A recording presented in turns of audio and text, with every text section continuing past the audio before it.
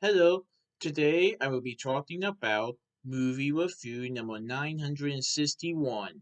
This is Insidious 1.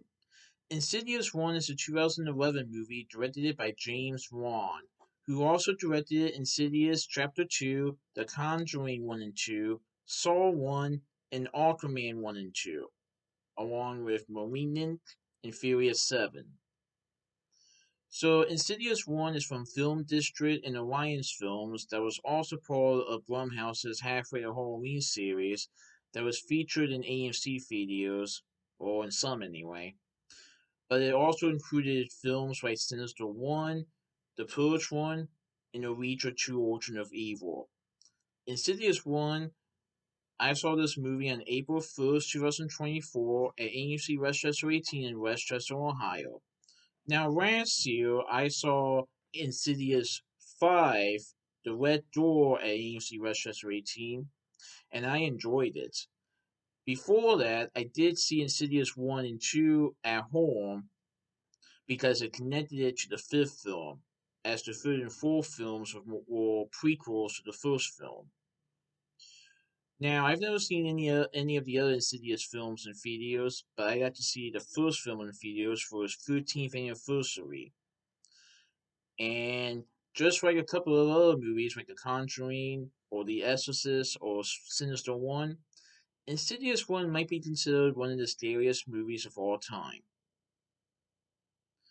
So Insidious 1 has Patrick Wilson as Charles Rambert and Rose Byrne as Renee Rambert.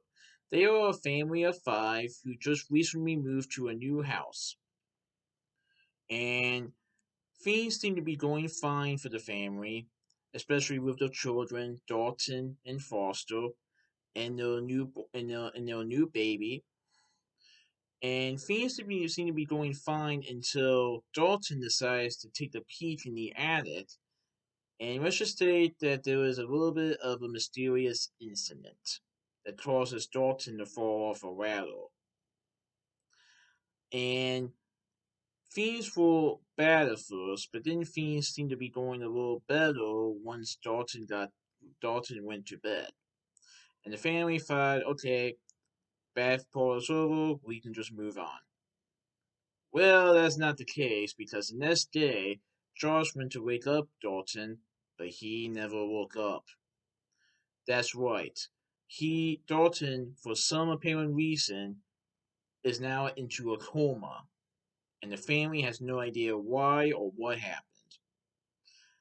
And they are trying to go day by day, trying to give him the proper treatment, but Dalton is still not waking up. And Renee is having suspicions about the house after Dalton being into a coma when she starts to hear and see things that are definitely sinister. And Josh is more skeptical of this. He doesn't really believe in all of this. But then Renee is starting to lose her mind as she is seeing and hearing things that might be connected to Dalton being in this coma. Well, after Josh starts to see things too, and after a night of terror in the house, they decide to leave the house and go to Josh's mother's house, Lorraine Rambo's house. But they soon start to discover that the fiend that was in that house might have followed them to this home. And so Lorraine decides to call somebody that she knew a long time ago, Elise Rainio, who was played by Lynn Shay in the film. And Elise, after investigating the house, along with her partners Spence and Tucker, played by Ray Winnell and Ingrid Sampson in the film, Elise figures out that it's not the house that was haunted, it is their son. Dalton is the one that is being haunted by this evil entity. And let's just say that something comes out that is related to Josh's past. And so when the game has an idea on how to bring Dalton back, The family, including Josh, must rely on their instincts and have to be aware of the supernatural beings that are around them in order to get Dalton back. But it is not going to be easy. And whatever this fiend is, definitely has ties to Josh's past. And so we also see Barbara Hershey portraying Lorraine Lambert, Ty Simpkins as Dalton Lambert, and Andrew Astor as Foster Lambert.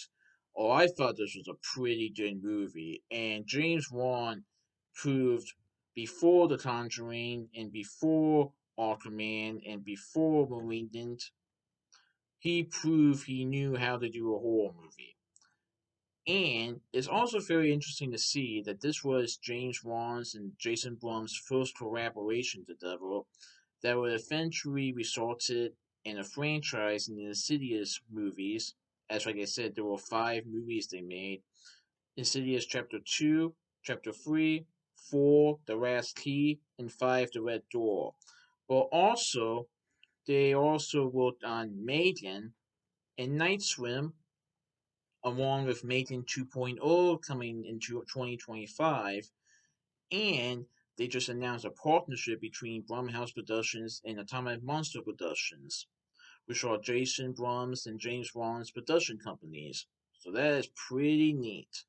But Insidious 1 was pretty good. I definitely recommend it. And I was really happy to see this film becoming a part of the festival.